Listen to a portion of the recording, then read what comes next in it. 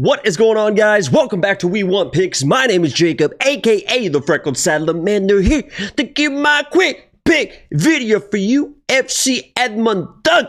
But before we get into this week's quick pick video, make sure you go to WeWantPicks.com. There you can unlock all sorts of bets, tips, tools, optimizers. Check out the website. It's absolutely beautiful. And me and Angelo have been absolutely destroying. I'll be honest, Angelo has been doing a little bit better than me, and I've been absolutely killing it pretty much all summer long. And guess what? $10 a month, right? I mean, you got these Patreons, you got these other people selling services, only selling their picks, expecting you to tail their picks for $25 a month. $50 a month. Some people charging $100 a month, and these people are down like crazy. I'm up on the year. Angel's up on the year. And guess what? It's not only about tailing bets. It's about using the tools to become a better yourself. Become a better. We're not here gambling. We want to become betters. We want to become cappers in this game. We provide the tools to make sure that you're not just tailing nonsense. Here to try to make you better cappers, to make you a better. Don't be a gambler, be a better. Don't tail these people that are just throwing out nonsense underdogs and these plus $2,500 parlays and props and just hoping one hits, right? Let's look for consistency. Let's look for people that are giving you the tools to be successful at the low price of only $10 a month. That means the next 4 cards are costing you $2.50. If you haven't already, give it a try. I tell you guys all the time. This week, if you're not a premium member, you are going to put a $10 on some bullshit parlay that you know is not going to hit. Invest that $10 for the next month. See if that helps you out. If it does, you can continue. If not, it's only a month. It's only $10. But I promise you, if you use the tools, it will help you become a better, not a gambler in this game. Enough of the nonsense.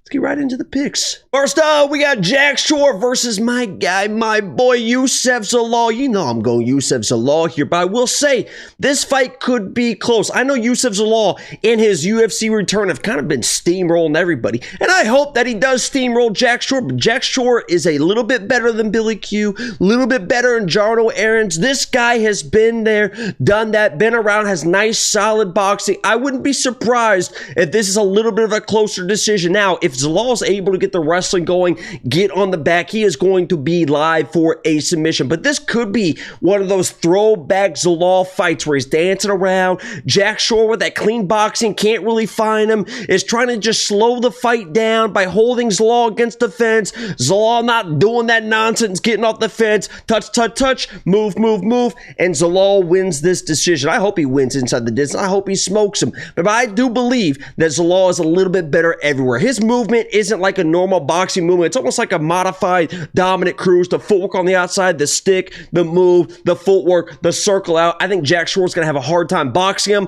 and I don't think he's going to be able to get his grappling going either. That's why I'm going my guy, Youssef Zalal. Let's move on to the next one. We got Jamey-Lyn Horth versus Ivana Petrovic. I think Ivana's a little bit overrated. Not only in the looks, but also in the fighting as well. If you're going life to death with Liang Na, and I know she ended up handling that fight after Liang Na started death gassing, I think you're going to struggle versus a big girl in Horth. And I know Horth kind of struggled with Veronica Hardy, but Veronica Hardy is a good striker. It was hard for Horth to kind of find Hardy, right? The footwork, the in and out, the back and forth, the kicks, the karate style. And eventually Horth made adjustments in that third round. So you know what? Let me just blitz her. Let me get these clinches. Let me try to big dog her. And it was good to see those adjustments being made. For Ivana, in my opinion, is not going to be as elusive. And I think the length, the jab, the striking of Horth, she can just throw a little bit more volume out there, avoid the takedowns and the grappling of Ivana, which I think she's going to be able to do. I do believe that she can warrant this price tag of -200. I do have a little bit of action on her. I'm not all in, but I think the size, the more flat-footed style of Ivana compared to Hardy should be a more welcome fight for Horth in this. I'm going Horth. Let's move on to the next one. Cody Gibson versus Chad Anheliger. I'm going Cody Gibson here. Listen, I know Chad's a tough dude, and he also kind of has that evasive style. Cody Gibson looks like he's, later in his career, right? Both these guys are a little bit older, has kind of turned a little bit of a notch, right? A little bit more of the wrestling, a little bit more of the grappling, and that's where Chad can kind of get into troubles in fights. I also believe that Cody, being huge at 135, is going to be able to keep Chad away with that jab, and once they crash in, I believe that Cody is going to be able to get a takedown to out-grapple Chad. I know Chad's got good jiu-jitsu, he's got some good sweeps, but he gets in trouble a lot, especially against bigger people on the ground, able to sweep him back. If Cody can kind of stay out of those guillotine situations, I think at range, he can kind of use that length, keep him at bay, but then get to the wrestling, get to the grappling, and wear down a guy like Chad. So I'm going Cody here. Don't absolutely love it. Do have a little bit of sprinkle on him. Let's move on to the next one. Sidey versus Garrett Armfield. Former lock of the week, Garrett Armfield, when he fought Brad Katana. I like Garrett Armfield. He's a tough son of a bitch. He is a good boxer. He can do some stuff in the grappling as well. I think, again, this is going to be a length issue. Garrett Armfield is a good boxer. I don't think he's as clean a boxer as Ramon. And Ramon, although he had good success in that fight, I guess it was the second fight versus Sidey, but in their last fight, and he ended up winning that fight, I guess. Even though he was having success early, Sidey was still in his face, was using his length, was breaking him down, and started to come on strong later in those rounds. I see the same thing happening here, except I don't think Garrett has that clean boxing that Ramon has. I mean, Ramon was like shoulder shrugging and head movement. Garrett is a little bit more in your face. He will start to slow down, and if you see Garrett start trying to wrestle Sidey, that's when you know he is going to be in trouble. But I like Sidey here all the way. I think the price tag could get up to minus 200 in my opinion. That's what I would price him at. I just think he's going to be too big, too long. He showed incredible toughness against Ramon, and I just think he's going to be able to outbox Garrett at range. I respect Garrett's toughness. Probably could be a decision, but I got to go Sidey here. Let's move on to the next one. Romanov versus Nascimento. If you're trusting Romanov, good luck, buddy. Hey, if you're trusting Romanov, if you're betting Romanov in 2024, I don't care who the fuck he's fighting. Good luck, buddy. Listen, he's probably going to get a takedown. And if he gets a finish, he gets a finish. I'm not going to be surprised if he does the King Kong hammer fist or he finds a submission, even though I don't think he's going to be able to find a submission against Nascimento. But if he does in the first round, then what? Rodrigo Nascimento, I know he's not the best fighter in the world, but he kind of goes about his business, starts winning scrambles, starts winning sweeps, and we've seen Romanov that is in fights, right? So if you're trusting Romanov, God bless you for it. I understand maybe chasing that dog money, even though it's a pick 'em. For a pick, I got to go with a guy that I know is a little bit more durable, that is decent in the striking, that is decent on the ground, that has shown he can go 3 rounds and succeed. I know Romanov did a couple fights ago, and I know that I was all over Romanov against Giles and I made him. Fuck him. I'm going Rodrigo Nascimento. Let's move on to the next one. Charles Jourdain versus Victor Henry. I think that Charles Jourdain, 145, 135. This fight's at 135. When you see people start jumping around trying to find that advantage because they're, quite frankly, if you're trying to find an advantage in a weight class, that's because you haven't found the skills to find advantages in that weight class. Now 135, I know he's been at 135, but now he's back again. Listen, this is going to come down to a volume fight. If Victor Henry has shown when he is on his game, even though he's 37 years old, he is Mr. Volume. He is touch. Hard to get taken down, good in scrambles, good jiu-jitsu, and I think it's just going to be a numbers game. I'm surprised these odds are a pick 'em. I'm not going to play it. Maybe on the live stream we'll play it. I'm definitely going to be on the Victor Henry side on the live stream, but I think it's going to be a numbers game, a volume game. I respect that Charles Jourdain is a tough dude. If there's some weird scrambles, I think that's the best chance for Charles Jourdain to find something like that, but Victor Henry should be able to touch, move on the outside, outpoint, outscore him, and get this win. I'm going Victor Henry. Let's move on to the next one. Lipski versus Jasmine Jasudavicius. And we like Jazz, and I've been all over Jazz before, and we've picked Jazz time and time again. She's tough. She gets introduced as a brawler, and for good reason. She's going to stay in anybody's face. She's going to try and blast their fucking head off with some dirty boxing, but what she wants to do is get on the ground. If she gets you on the ground, she's not a jiu-jitsu try to find submission. She's posturing up. She's throwing elbows. She is throwing some wild, heavy shit, and she is trying to put girls out of there. In this fight, can she get the takedowns? I do believe that she probably is going to get a takedown or two, even though Ariane has very, very good takedown defense and even has some good get-up game. The issue is, if you're not just all control, Like against Carini is like a methodical jiu-jitsu, control, will heavy hips hold you. When you're posturing up, throwing elbows, that's when you can find yourself in trouble, and that's when people are able to either sweep you or get back to your feet. And I think that's a good thing for Ariane here, who's going to have a major advantage in the striking. But in the wrestling, I think Jazz can get a little bit too aggressive, and Ariane is going to be able to scramble back to her feet. You saw her do it against Carini a couple times, even swept her once, I think. Ariane has shown good takedown defense. Jazz, you know, as tough as she is, you're tough for a reason. That means you're getting hit and you can take shots. I think that Ariane has a way to squeak out this decision. I'm going Ariane in this fight. Let's move on to the next one. Mike Malott versus Trevin. And listen, this should be pretty cut and dry. If Mike Malott, if you are who you say you are, this is a good matchup for you. Trevin always finds a way to lose fights. He can be chinny, he can lose scrambles, he can find himself in submissions, he can get taken down. All those things that you want to do, Mike Malott, should be available for you against Trevin. Trevin might have success early. He says he's got the best jab. He's going to have a jab. But if you want to move to the wrestling, the grappling, hopefully you improved your cardio, your willingness to fight. Right? If you are who you say you are, Mike Malott, you better beat Trevin Giles. So I'm taking Mike Malott at home. I think he should be able to show up, show out. This should be a good fight for him. If he loses this one, we're done with them. I'm going Mike Malott. Let's move on to the next one. Marc-Andre Barriault versus Dustin Stoltzfus, former lock of the week. Dustin Stoltzfus way back in the day.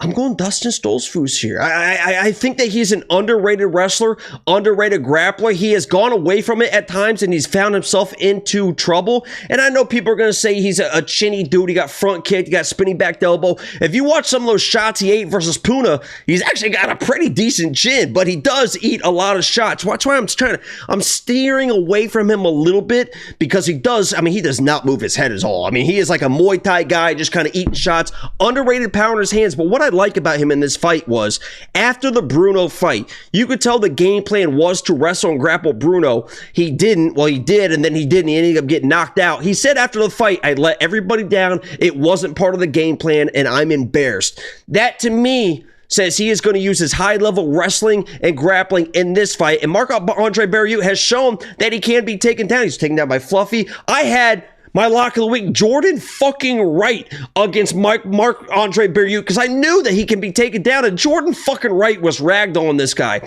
And Dustin Stoltzfus isn't a jiu-jitsu pussy. He's going to try and grab it. He picks people up and he slams them down, and he's really, really good on the ground as well. A little bit flyer here, plus 600, Dustin Stoltzfus. I'm taking him. I think he uses wrestling, uses grappling. If he gets chin, it is what it is. For plus 170, plus 600 for a sub prop, I'm taking Dustin as a pick. Let's move on to the next one. Guy Machado coming down to 205 versus Brenson Ribeiro. I'm going Ribeiro just because he's a wild dude, man. I mean, this fight Kyle is not great. Coming out at 205, I think he's going to be surprised by the speed of Ribeiro. Ribeiro in his last fight trying to mix in the wrestling, the grappling. I mean, it's a toss-up fight. I don't know. I'm not going to bet this fight, but if you're asking me for a pick, I'll take the wild guy that's got submissions, that's got knockouts versus a heavyweight coming down who might not be used to 205 speed. And Ribeiro, when he does land, kind of still has that heavyweight power. I'm going Ribeiro. Not much thought behind it. Let's move on to the next one. Derek Lewis versus Jonathan Denise. This is another situation. I'm a little bit biased, and maybe I'm a Denise hater. I don't see the extraordinary kickboxing of Denise. He gets hit, right? And he doesn't have incredible power. He's got power, but not like this life-changing power, especially not the power of Derek Lewis. I'm going to take the Black Beast, Derek Lewis, in this fight because I'm not sold on Denise. What I do worry about a little bit is a couple things. Denise is fast. And if he stays on the outside and just pumps those 1-2s and the calf kicks, if he stays on the outside and just beats the fuck out of Derek Lewis's leg, beats him with speed on the outside, doesn't really commit with shots, it could frustrate Derek Lewis into a mistake. But the other objective, or the other caveat here, the devil's advocate, is Black Beast, Derek Lewis, has been showing a little bit of takedowns. This dude's got a little bit of body locks, inside out, outside trips, and if he gets on top of Denise, he can lay on some serious ground and pound. I wouldn't be surprised if Derek Lewis starts this fight with a blitz, a body body lock, tries to get a takedown, because if you're taking down Denise, he has shown he does not really know what he is doing down there. And I'm just saying, Derek Lewis may be finding another submission. I think, does he have a one submission win? Maybe another submission win could be a little bit of a flyer here. I'm going Derek Lewis, but I'm not going to be crazy surprised if Denise just kind of points him out from the outside, frustrates him into a mistake.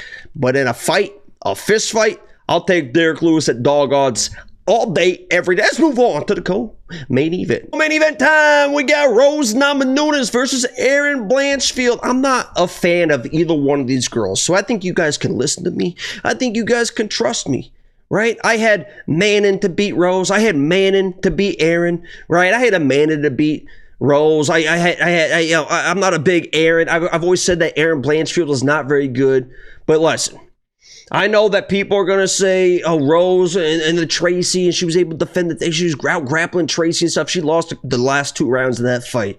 If you watch that fight with Amanda Hebos got her to the ground pretty easily. And Amanda Hebos isn't really a wrestler. She just kind of grabs you and just brings you to the ground.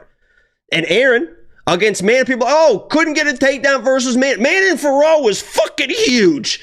She is an absolute fucking monster. 6'6", 285 pounds of corded fucking steel. And Erin Blanchfield still was marching forward and marching forward and marching. I think threw almost 400 strikes in that fight, if I'm remembering correctly. Just was nonstop. Never got frustrated, just stayed in her face. And guess what? If Erin Blanchfield comes in and just marches forward and stays in Rose's face and gets a hold of her, this isn't a 300-pound corded steel Manon Farrow. This is itty-bitty Rose, who got tired of cutting weight, coming up to 125 against a grown-ass woman in Erin Blanchfield. All it takes is one. I think people really underestimate the grappling of Erin Blanchfield. Very, very high level. If she gets Rose to the ground once, and I believe she's going to, Rose is in big fucking trouble. She never really got in trouble versus Tracy, even though she gave up some positions. Never really got in too much trouble versus Amanda, even though she was giving up her back and shit. If she's doing that lazy grappling that I've seen from Rose time and time again when she gets taken down, and Erin gets on top of her, this could be game over very, very quickly.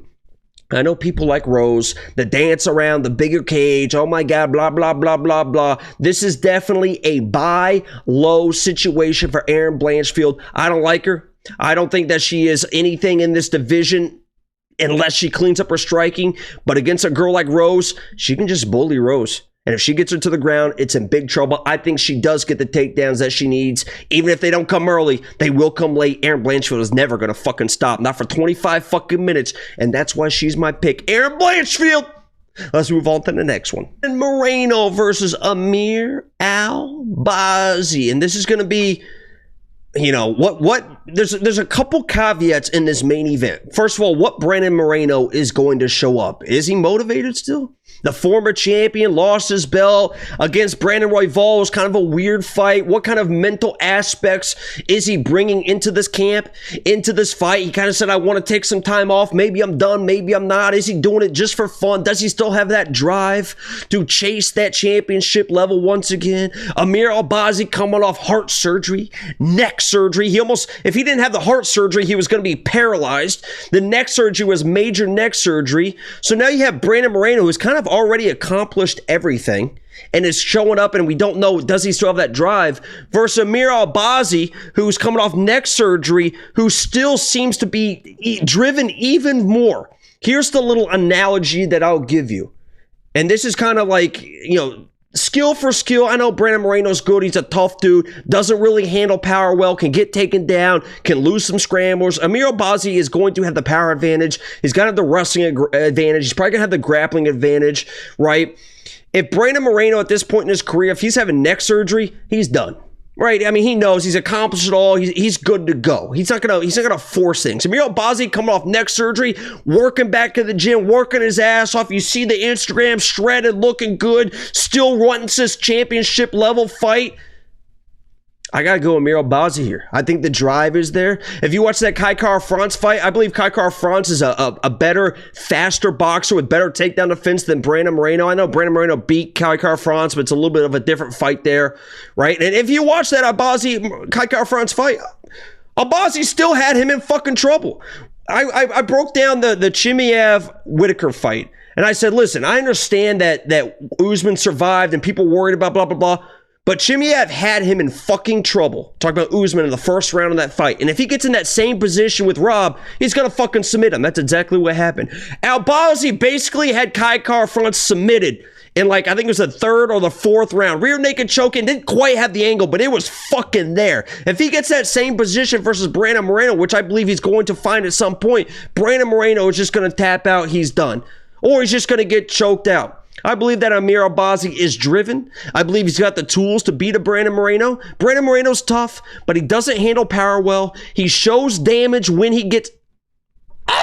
He shows damage when he gets hit, which could be important in a 5-round fight. And Albazi can just, even though that Kai Kara-France fight was a little bit close, people don't love the decision. He was coming forward. He was trying to shoot the takedowns. He was trying to do all that type of stuff. And against Brandon Moreno in this fight, I think it's going to be enough. I would be surprised if he finds a finish as well. I'm going Amir Albazi. This has been the quick pick video for UFC Edmonton. $10 a month. It's only week1picks.com.